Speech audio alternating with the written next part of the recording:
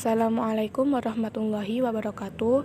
Perkenalkan, kami dari kelompok 3 mata kuliah Ekonomi dan Bisnis Islam.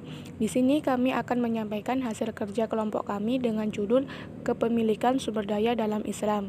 Adapun nama-nama kelompok kami yaitu 1. Muhammad Manan dengan NIM 12640520284. Yang kedua, Nica Sadia dengan NIM 1264052029192. Yang ketiga, saya sendiri Sinta Rahmawati dengan NIM 12640520208.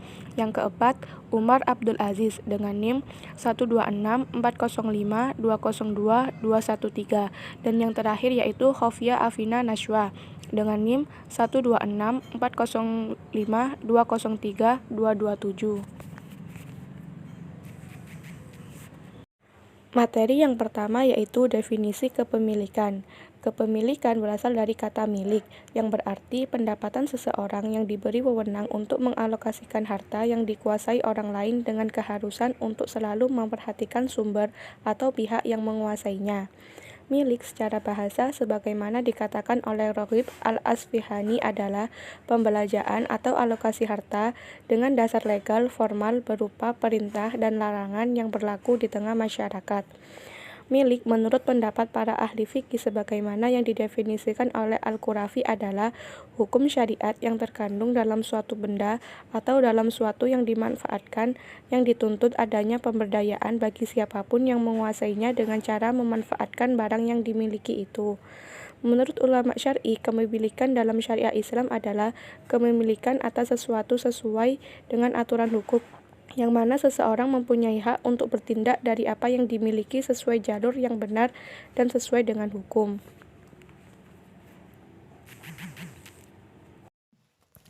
Selanjutnya yaitu mengenai pembagian jenis kepemilikan dalam Islam. Para fuqaha membagi jenis-jenis kepemilikan menjadi dua, yaitu kepemilikan sempurna atau al-tam dan kepemilikan tidak sempurna atau al-naqis. Kepemilikan sempurna sendiri merupakan kepemilikan seseorang terhadap barang dan juga manfaatnya sekaligus. Sedangkan kepemilikan tidak sempurna adalah hanya memiliki substansinya saja.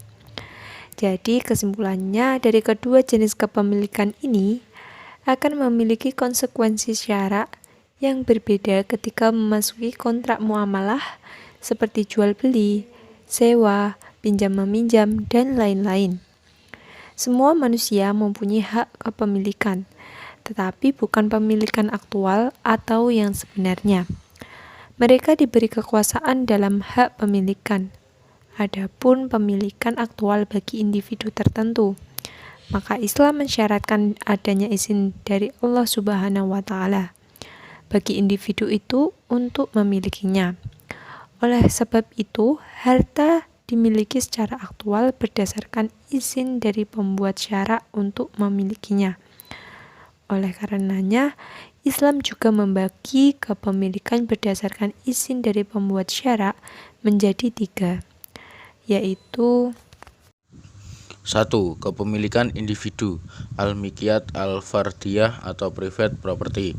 Kepemilikan individu adalah hukum syara yang ditentukan pada zat ataupun kegunaan tertentu yang memungkinkan siapa saja mendapatkannya untuk memanfaatkan barang tersebut serta memperoleh kompensasi baik karena barangnya diambil kegunaannya oleh orang lain seperti disewa ataupun karena dikonsumsi untuk dihabiskan zatnya seperti dibeli dari barang tersebut.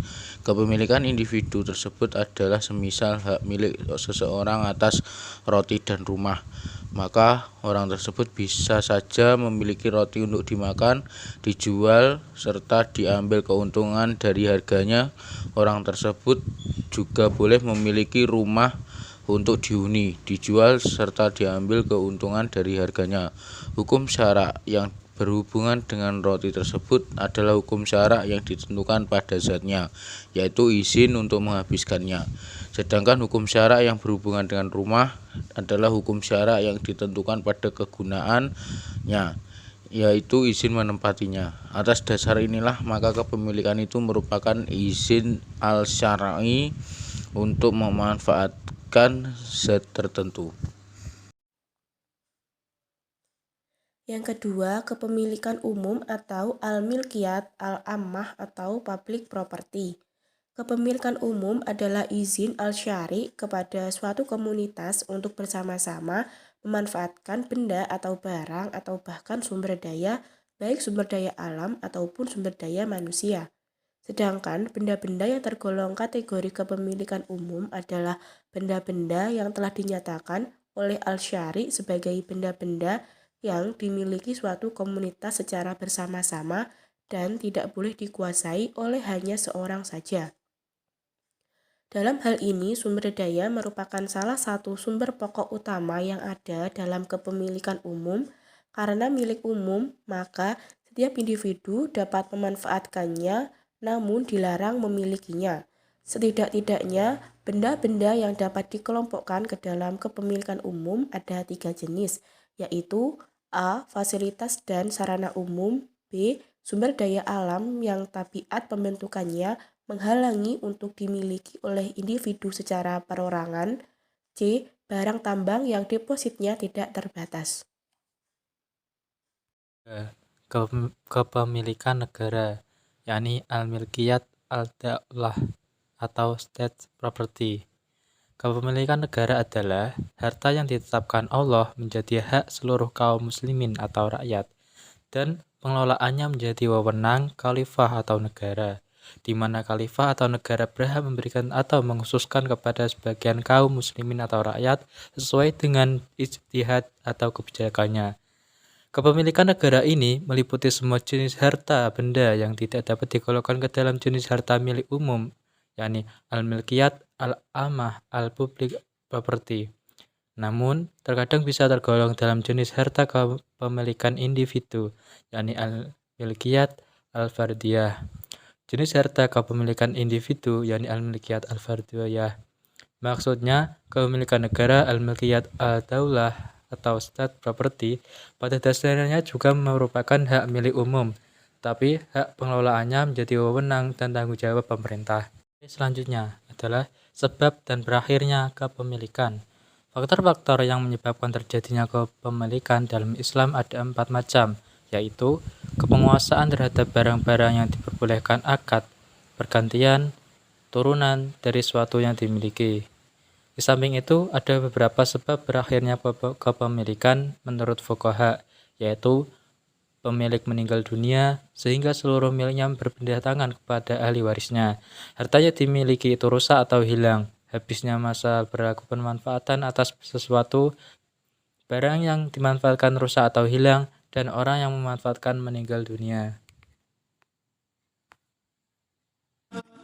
Sekian penyampaian dari kelompok kami. Bila ada salah kata, mohon dimaafkan. Wassalamualaikum warahmatullahi wabarakatuh.